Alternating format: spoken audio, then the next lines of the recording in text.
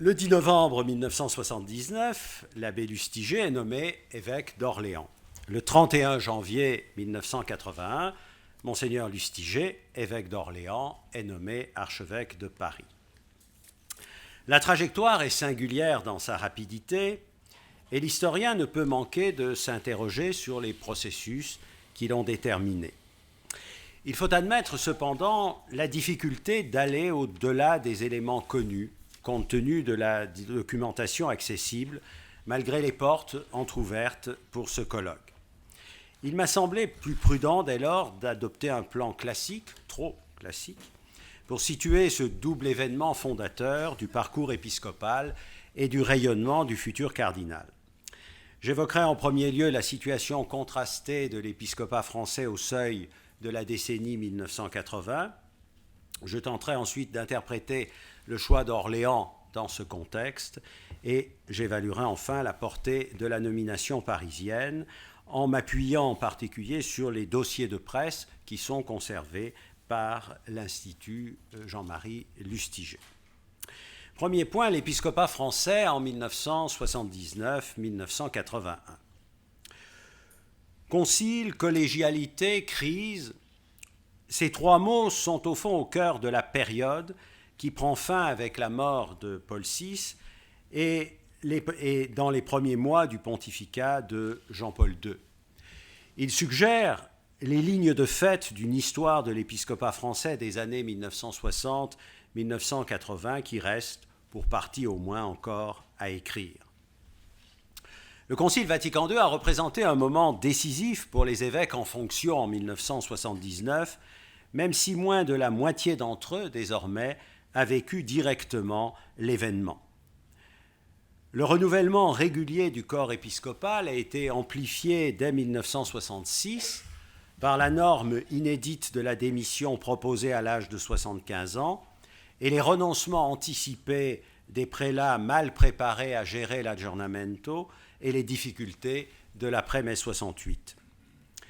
Une nouvelle étape se dessine au tournant des années 1970-1980, qu'un journaliste bien informé définit comme une phase de transition, avec le retrait de personnalités qui ont joué un rôle notable durant le concile et occupé des postes importants après sa clôture. C'est le cas des cardinaux résidentiels nommés par Paul VI, à l'exception de l'archevêque de Rennes, Gouillon, assez isolé au sein de l'épiscopat. Monseigneur Guyot, archevêque de Toulouse, fragilisé par les événements, démissionne pour raison de santé fin 1978. Monseigneur Renard, archevêque de Lyon, raidi dans un pessimisme ancien aggravé par la gestion conflictuelle de son diocèse, se retire 2 ans plus tard à la date prévue.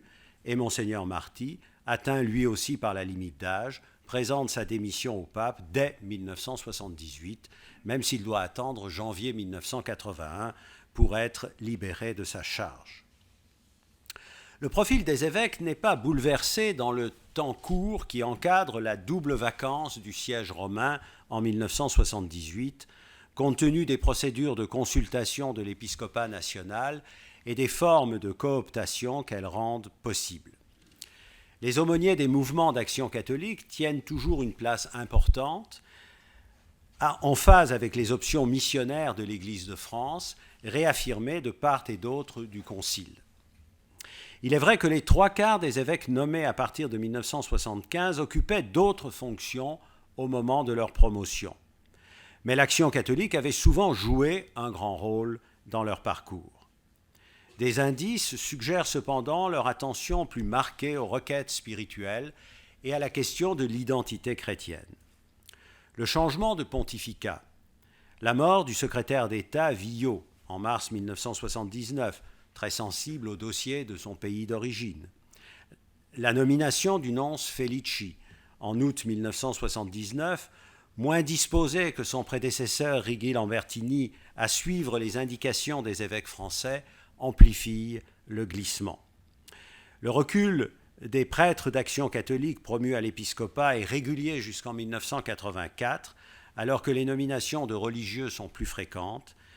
Il faut attendre néanmoins plusieurs années pour que les équilibres du corps épiscopal soient sensiblement modifiés.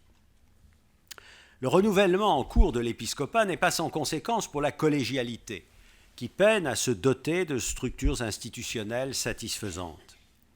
La conférence épiscopale française a vu le jour dans l'urgence en 1964.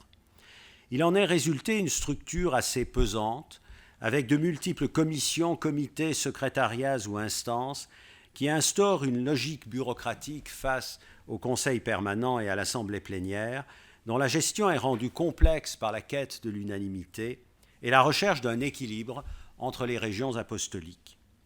Les évêques se plaignent de la multiplication des réunions, de la dilution des responsabilités, du poids excessif des spécialistes, ils ont tendance à mettre des guillemets à spécialistes, et des groupes de pression, souvent relayés par les commissions, alors que les dossiers délicats sont nombreux dans le climat tendu de ces années qu'on a plusieurs fois évoqué depuis ce matin.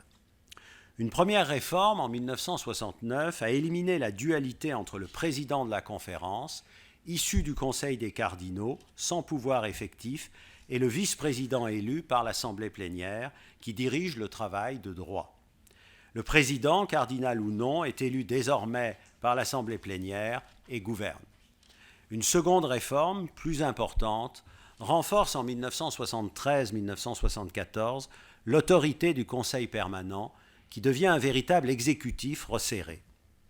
Les commissions restent en revanche en l'état et le fonctionnement de l'Assemblée plénière est peu modifié, ce qui conduit une partie des évêques à persister dans leurs critiques, tel le cardinal Gouillon en 1978, qui écrivait « Il y a aujourd'hui un épiscopat fortement structuré, mais la liberté des évêques paraît plus étroite que jamais. » L'accession à la présidence de la conférence en 1975 du cardinal Etchegaray, en remplacement du cardinal Marty, élu en 1969, dote l'instance de l'avis des observateurs, c'est le terme qu'ils emploient, d'un patron, fort de son expérience au secrétariat de l'épiscopat au cours de la décennie 1960. Il est certain que le double mandat de l'archevêque de Marseille, de 1975 à 1981, conforte le processus de reprise en main face à la crise, amorcé dès le début de la décennie, accéléré par le délitement de la mouvance progressiste et l'évolution du paysage intellectuel et spirituel, mais gêné, d'autre part, par la dissidence lefévriste. Si les évêques s'efforcent de maintenir le dialogue avec les prêtres et les laïcs de tendances opposées, ils opèrent un recentrage du discours sur l'Église, le sacerdoce, la prière, les sacrements, notamment par la plume de Monseigneur Kofi ou de Monseigneur Matagrin. Ils modifient dans le même temps les conditions d'exercice du militantisme en reconnaissant le pluralisme des choix politiques, en supprimant le mandat donné au mouvement d'action catholique. Ces évolutions ne se font pas sans tension institutionnelle. Elles creusent aussi les écarts au sein de la conférence, comme l'attestent des itinéraires individuels très contrastés, et ces évolutions ne manquent pas de susciter l'attention de Paul VI, qui insiste sur l'annonce explicite de la foi, dont il rappelle l'urgence au terme de l'année sainte 1975. Il s'exprime en particulier lors des visites ad limina qui conduisent tous les évêques à Rome en 1977. Son analyse du catholicisme français est souvent sévère, ou perçue comme telle par la majorité des journalistes, qui y lisent autant de reproches adressés aux évêques, qui avaient tendance, dans leur rapport préalable, à récuser les modèles préétablis au profit d'une liberté créatrice. Ce sont des expressions que l'on retrouve dans ces rapports ad limina, alors qu'ils tolèrent sur le terrain, au prix du silence, des pratiques pastorales opposées aux principes énoncés par la conférence.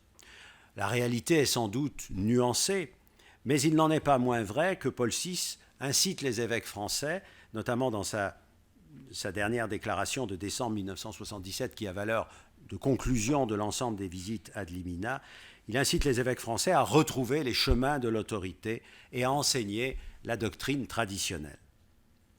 Le discours de Jean-Paul II ne s'inscrit donc pas en rupture par rapport au pontificat précédent, même si sa personnalité et son volontarisme impriment une évolution.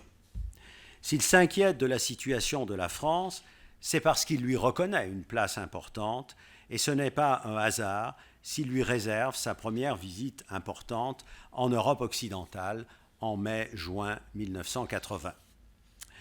L'événement est connu. La vigueur de l'interpellation du pape, diversement appréciée, frappe les contemporains et, en premier lieu, les évêques. La parole pontificale ne peut manquer d'orienter la réflexion de la conférence épiscopale sur les perspectives missionnaires, un dossier qu'elle reprend en 1979, 12 ans après les derniers ajustements. L'Assemblée plénière de 1980 laisse le chantier ouvert pour provoquer une réflexion dans les communautés. Celle de 1981 est marquée par les rapports de Mgr Coffey et de Mgr Defoy, qui proposent de repenser la relation entre la foi et l'incroyance et de réévaluer la mission en tenant compte des exigences de la communion, de l'identité, de la visibilité et de l'universalité. Les débats sont très vifs, avant comme après la rencontre de Lourdes, entre les évêques comme dans la presse. La place de l'action catholique reste un enjeu majeur. Certains s'interrogent, avec Mgr Elchinger par exemple, sur son adaptation excessive au milieu, sa politisation, ses ambiguïtés doctrinales. Le nouveau président de la conférence, l'évêque de Saint-Dié, Mgr Villenay, élu pour partie en réaction à la centralisation réalisée par Mgr Etchegaray, prend la défense de l'action catholique tout en l'invitant à quitter une posture isolationniste et à réhabiliter le pratiquant. D'autres opèrent des déplacements décisifs au regard du moment, un vrai glissement de terrain dans notre culture et notre histoire, et des défis pour l'Église catholique, qui est l'une des composantes de la conscience française et occidentale. Ces mots sont ceux de Mgr Lustiger, lors de l'Assemblée de 1980, ces mots, je disais, sont ceux de Mgr Lustiger, dont la parole singulière fait réagir l'opinion publique depuis sa promotion sur le siège d'Orléans. Deuxième point, donc, la route d'Orléans.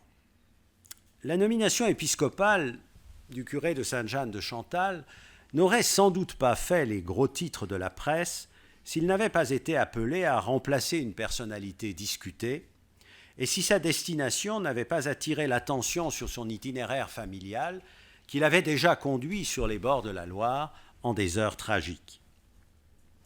La succession d'Orléans, ouverte prématurément par le décès accidentel en juillet 1978 de Mgr Riobé, âgé de 67 ans, en poste depuis 1963, constitue un véritable enjeu national.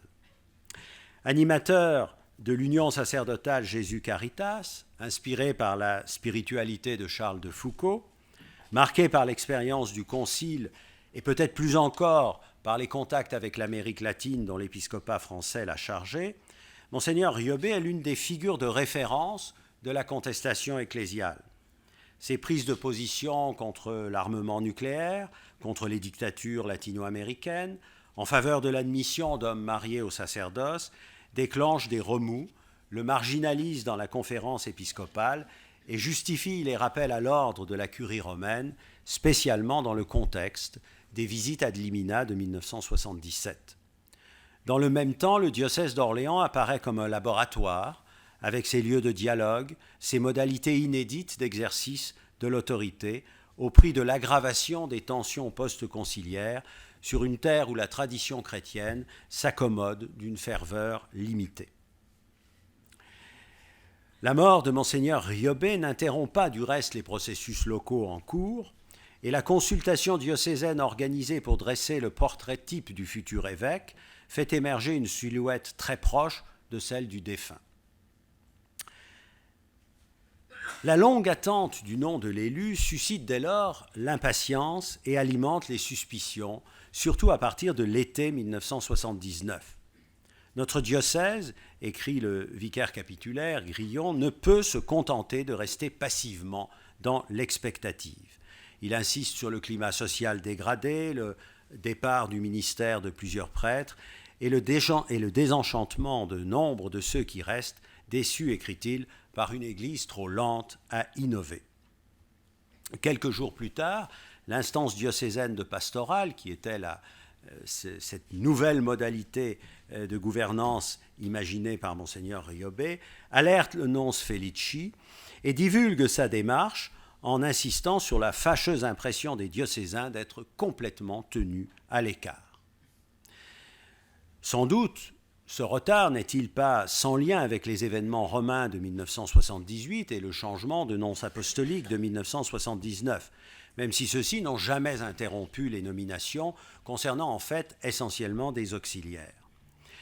Mais il tient plus encore à la difficulté prévisible et à la portée symbolique de la succession orléanaise qui explique le refus de plusieurs évêques et prêtres pressentis.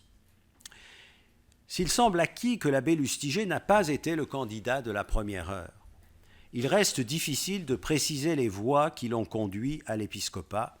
Les archives vaticanes sont bien sûr fermées, d'autant que les témoins superposent parfois la nomination de 1979 et celle de 1981.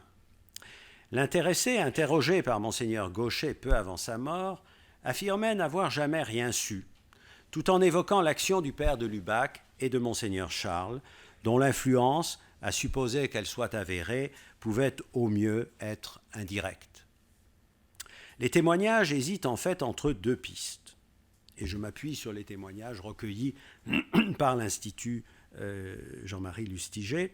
Pour Monseigneur Gilson, défenseur de la mémoire du cardinal Marty, c'est l'archevêque de Paris lui-même qui aurait suggéré le nom du curé de Sainte-Jeanne de Chantal pour régler l'impasse orléanaise. Sans nier la distance théologique et pastorale entre les deux hommes, il tente à la relativiser, alors que les autres acteurs signalent des rapports au plus corrects, avec à l'arrière-plan une posture critique de l'abbé Lustiger face aux décisions du cardinal, un positionnement à l'écart de la curie diocésaine et une autonomie au sein du doyenné du 16e arrondissement. Ces acteurs, pour expliquer sa nomination épiscopale, insistent plutôt sur les liens tissés avec le nonce Bertoli, le nonce des années 1960, désormais camerlingue de la Sainte Église, ces liens tissés au moment des pèlerinages étudiants de Chartres, même si une partie des témoins situe plutôt son intervention en 1981. Voilà la fragilité, la complexité du témoignage qui ne peut pas être corroboré par d'autres documents. Faut-il faire intervenir d'autres acteurs ?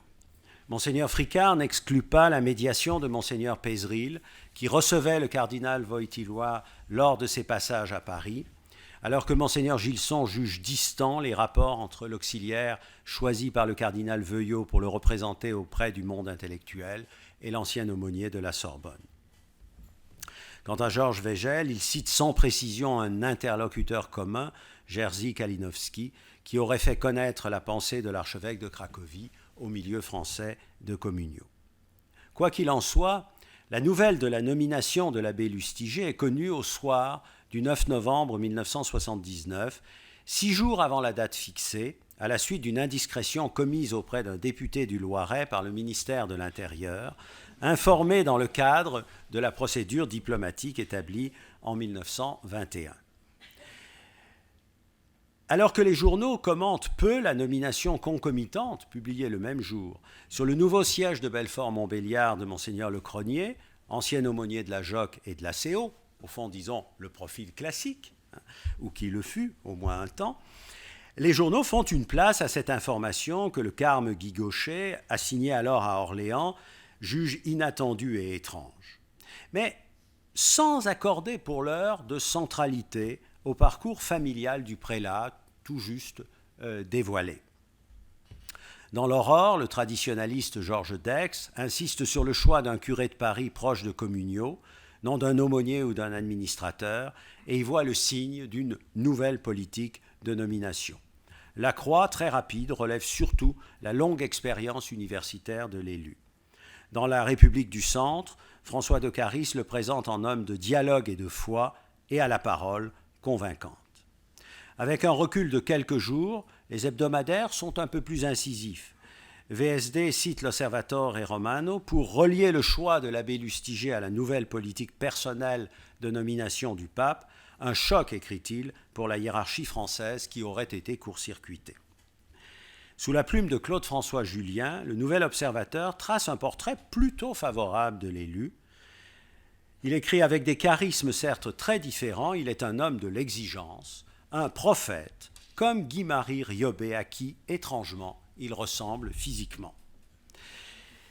Et il lui donne assez longuement la parole. Monseigneur Lustiger retrouve la une peu de temps après pour son ordination épiscopale, dont nous venons d'entendre quelques mots, célébré le 8 décembre 1879 dans la cathédrale d'Orléans, un choix semble-t-il dicté par les circonstances, alors que la tradition privilégiait encore le diocèse d'origine. Les choses ont évolué depuis. Le consécrateur est le cardinal Marty qui cite, en conclusion de son homélie, est-ce une allusion et le père Riobé, et les paysans du Rouergue invitant les enfants à ne pas piétiner la terre, en travail silencieux au cœur de l'hiver, n'écrase pas les germes de vie. Est-ce un message adressé à celui qu'il venait de consacrer? Monseigneur Lustiger s'abstient en revanche de toute référence à son prédécesseur, ce qui lui fut reproché et ce qu'il regrettera. Dans son compte-rendu, la Croix souligne la rencontre de deux églises en insistant sur la délégation de Sainte-Jeanne de Chantal. Et dans la République du Centre, François de Caris se fait beaucoup plus polémique qu'en novembre en se félicitant de l'absence, durant la cérémonie, je cite, de ce verbiage qu'ont tendance à imposer en toutes circonstances ceux qui se disent représenter la base, mais bien souvent ne représentent qu'eux-mêmes. Non, il n'a pas été question d'inégalité sociale, de goulag. Quelques jours plus tard, Témoignages chrétiens publie une très longue interview de Monseigneur Lustiger, dont personne encore ne peut imaginer qu'il sera rappelé un an plus tard à Paris. Troisième temps, le défi parisien. La succession du cardinal Marty est ouverte en fait depuis décembre 1978, lorsqu'il a prévenu le pape Jean-Paul II de son désir de se retirer dès son 75e anniversaire, le 18 mai 1979. Le nouveau pape, décidé à prendre la mesure de la situation française, lui demande de rester une année. L'annonce du voyage pontifical du printemps 1980 prolonge ensuite ce délai. Mais une fois l'événement passé, l'attente étonne, et la presse spécule sur les candidats et les refus. Deux hypothèses sont avancées tour à tour, la promotion classique d'un évêque en poste depuis plusieurs années, ou la nomination d'un religieux. Et plusieurs noms ont circulé, notamment celui de l'abbé du Bec-et-Loing. À ces noms s'ajoute celui de Monseigneur Lustiger à partir de l'assemblée plénière de l'épiscopat en novembre 1980, un bruit que l'intéressé dément tant la perspective lui paraît irréaliste, il l'a rappelé dans le choix de Dieu. Fidèle à son tempérament, l'évêque d'Orléans parcourt son diocèse, n'hésitant pas à transporter des bréviaires pour dire les vêpres avec ses prêtres, oublieux de leurs devoirs, à déplacer des bancs et des chaises pour réaménager un espace liturgique ou à interrompre la célébration dans une paroisse dont les fidèles ont pris l'habitude de lire des parties du canon de la messe à tour de rôle. Ce sont des éléments qui viennent du témoignage de Monseigneur Gaucher. Je rappelle qui est à ce moment-là dans le diocèse d'Orléans. À l'occasion de la Semaine Sainte, il écrit à son clergé sur le sacerdoce, puis, à la rentrée suivante, il rouvre un séminaire, ce qui ne va pas sans tension avec la région apostolique. Les amis de Monseigneur Riobé déplorent le silence de l'Église du Loiret sur les travailleurs clandestins, les occupations d'usines, les renvois de livrets militaires. Ses adversaires sont plutôt satisfaits. Les fêtes de Jeanne d'Arc consacrent la popularité du nouvel évêque en mai 1980. Il conforte parallèlement son audience nationale en commentant la visite de Jean-Paul II sur France Inter, puis dans le Nouvel Observateur. En octobre 1980, fort de son identité dévoilée et assumée, il condamne avec force l'attentat contre la synagogue de la rue Copernic. 4 mois plus tard, il est nommé archevêque de Paris. Monseigneur Lustiger n'était pas le candidat du cardinal Marty, que Monseigneur Gilson présente, je le cite, en homme soucieux de la continuité au sein de l'épiscopat et préoccupé des risques de rupture entre Paris et la province.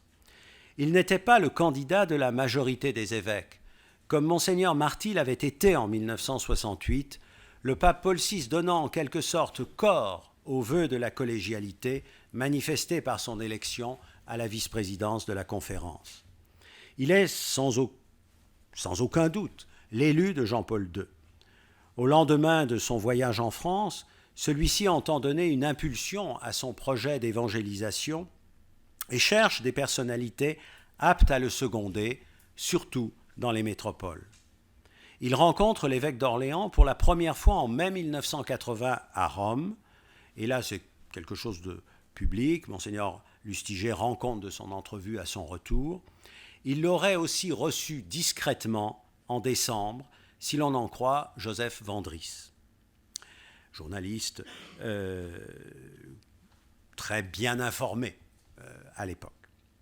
Le 13 janvier 1981, Jean-Paul II reçoit le cardinal Marty et l'informe de son choix, 10 jours avant le voyage du président Giscard d'Estaing au Vatican. L'annonce officielle est fixée au 11 février, date anniversaire de la première apparition de la Vierge à Lourdes, et il y a nombre de documents du pontificat de Jean-Paul II qui sont datés du 11 février, y compris son dernier texte, adressé à la France pour le centenaire de la séparation. Mais une fois encore, le secret est éventé, dès le 29 janvier. Du côté ecclésiastique, cette fois-ci, semble-t-il, ce qui contraint le Saint-Siège à rendre l'information publique le 2 février.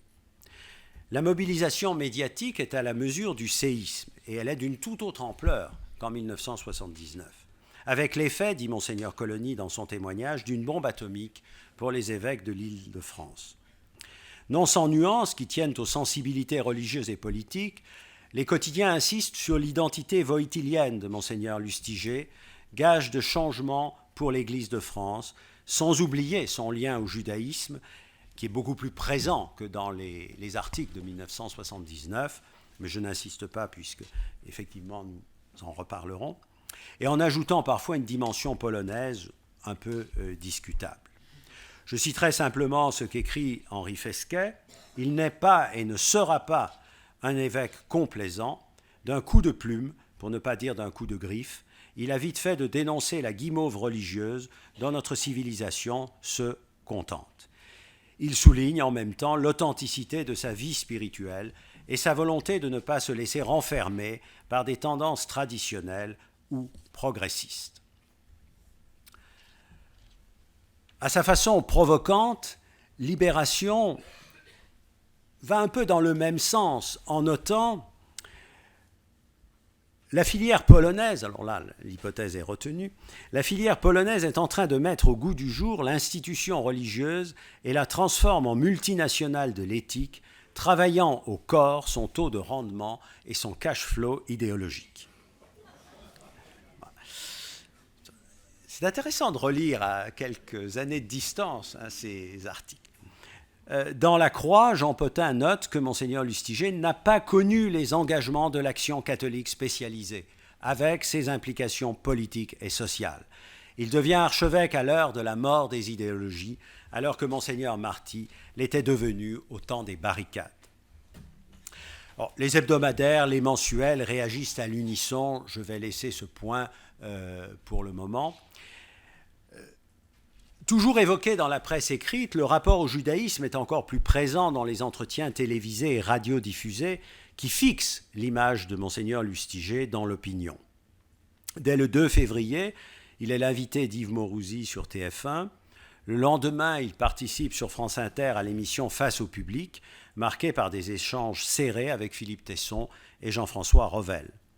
À chaque fois, il revient sur son parcours, redit sa conviction que la chance du christianisme dans la société contemporaine est d'être radicalement lui-même, et il élude les questions de stratégie. Il expliquera d'ailleurs 10 ans plus tard aux séminaristes parisiens « J'ai choisi de refuser d'annoncer un programme et des objectifs, si ce n'est de dire « il faut viser loin ». Il reconnaît que la situation était dure, avec un clergé enfermé à ses yeux dans les querelles du passé, et majoritairement réservé à son égard. Pour Monseigneur Lustiger, qui apparaît comme l'homme du pape, Le défi est double. Il s'agit d'abord d'asseoir son autorité sur un diocèse qu'il connaît, mais qu'il connaît sans doute assez mal dans ses rouages administratifs, ce qu'il fait parfois avec rugosité en se plaçant à contre-courant de son prédécesseur, dont une nouvelle fois il ne prononce pas le nom au cours de la cérémonie d'installation à Notre-Dame. Il doit en même temps se situer dans la conférence épiscopale, qui redoute sa personnalité indépendante et dont il rejette la lourde mécanique, les débats interminables et les compromis longuement négociés. Il s'établit d'emblée dans une distance critique, accentuée encore fin 1981 par l'élection à la présidence de Monseigneur Villenay, dont il n'apprécie ni le style ni les options. La situation ne changera jamais vraiment, malgré son désir d'influencer l'institution en déplaçant les problématiques et malgré l'émergence, au gré des nominations, d'un parti Lustiger qui restera néanmoins minoritaire. Je conclus. La nomination orléanaise puis la promotion parisienne de Monseigneur Lustiger sont intervenues au moment où l'épiscopat français avait engagé un effort de redressement face à la crise ecclésiale avec le soutien du Saint-Siège qui jugeait néanmoins ces efforts insuffisants. Il aurait pu être le symbole et le catalyseur de ce processus. Mais les pesanteurs institutionnelles, le heurt des générations, la singularité de sa personnalité irréductible à tout modèle ont freiné, sinon empêché, la mise en œuvre d'une dynamique collective au sein de la conférence épiscopale. Dès sa nomination, le nouvel archevêque a exercé un magistère individuel qu'il a exposé et imposé en France et au-delà. Il a amorcé parallèlement une transformation profonde du diocèse de Paris, en creusant sans doute l'écart avec bien des diocèses aux ressources humaines beaucoup plus modestes. Identifié par l'opinion à Jean-Paul II, il n'a pas échappé à la critique de la stratégie wojtylienne, dont on sait la lenteur relative de l'acclimatation française. Mais il en a aussi tiré une part de son audience, par-delà son capital propre. L'analyse des 14 à 15 mois qui séparent le départ de Monseigneur Lustiger pour Orléans de son retour à Paris permet, me semble-t-il, de saisir la construction de son image qui ne s'est pas dessinée avec le temps, mais qui s'est cristallisée immédiatement en contrepoint des représentations des évêques du temps de crise, notamment celles de ses deux prédécesseurs. Je vous remercie.